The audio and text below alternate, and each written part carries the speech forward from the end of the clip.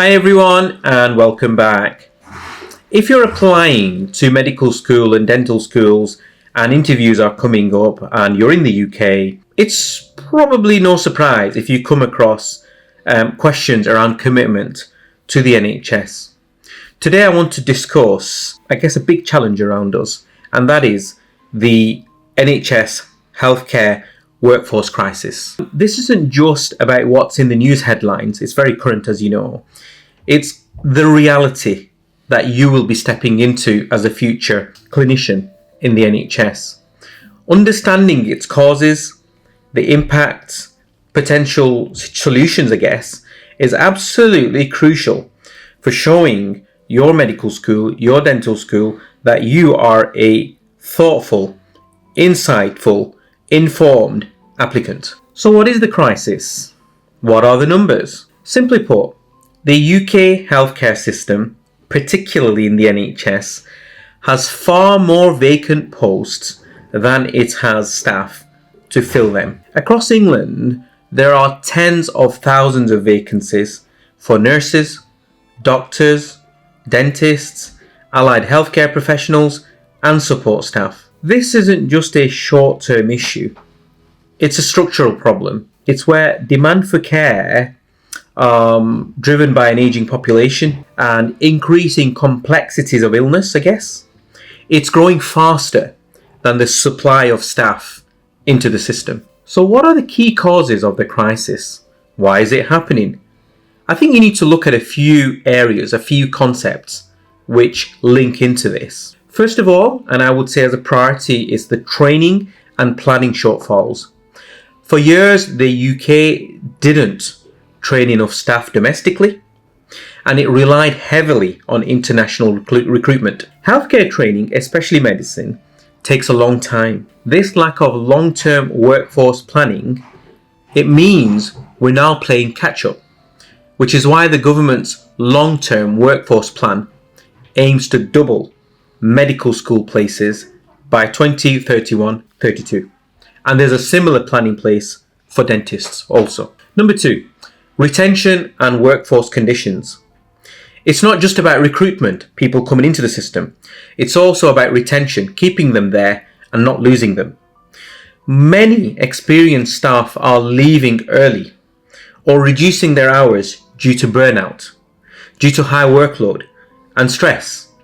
The COVID-19 pandemic significantly worsened the pressure, leading to issues around moral injury, i.e. the psychological distress from being unable to provide the level of care you know your patients deserve. Number 3, external factors.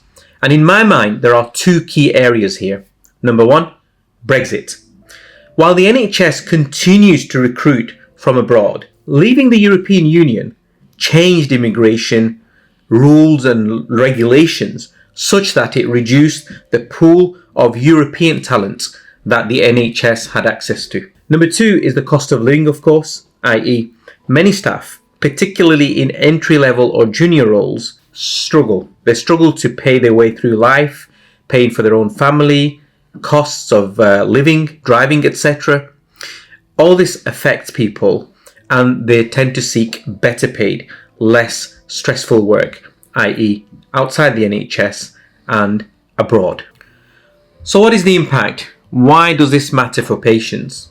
Well, the crisis directly impacts patient care, which is what medical school, dental school is all about. Look at waiting times. Staff shortages are the primary driver behind the massive backlogs in care, and it leads to record long waiting lists for things like elective surgeries and delay in outpatient appointments, in general practice, in dentistry, quality of care. Now, when your wards are full, they are understaffed, nurses and doctors are stretched thin, this increases risk of mistakes, of patient safety, of compromise to patient safety even. And it reduces the time staff have to providing compassionate personal care. For patients, care can become rushed, insensitive, transactional, and, dare I say, risky at times. There's also, I'm afraid, the phenomenon of over-reliance on temporary staff. So hospitals, practices, they are forced to plug gaps using expensive agency-led staff, i.e. locum doctors, locum dentists, locum nurses. Whilst this is essential to plug gaps, it's financially inefficient and it can disrupt continuity of care, as temporary staff aren't always familiar with a specific hospital or practice and patients themselves. So what are the solutions? Right. So when you look at this in an interview, you can't just state the problem.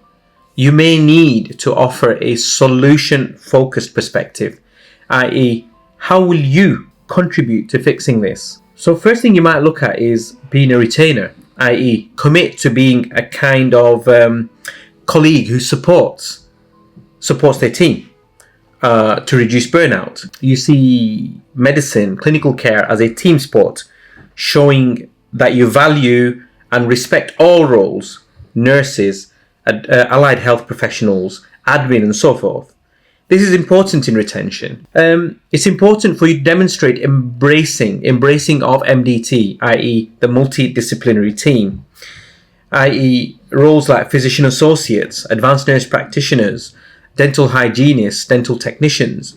Recognize that your future job involves working alongside these roles, not above them, not below. It's about sharing the workload, all right? Working together. Innovation. So, show some apt for this, i.e. being open to use technology like AI so that it can help automate administrative tasks, hopefully to free up your time that your team can spend on patients instead, and addressing core issues of efficiency and workload. So, the healthcare workforce crisis is no doubt, a defining challenge for the NHS. By applying for medicine and dentistry, you're signing up to be part of the solution. Demonstrate a sophisticated understanding of this crisis, and you'll show medical and dental schools that you are prepared for the realities of your chosen profession and not just the altruistic thinking that goes around helping people and so forth. I hope you found this useful. If you did, then keep following me. Hit the like button, share, watch more videos, learn, and I hope it helps you in your endeavour. And have a look at our website for more blogs and videos.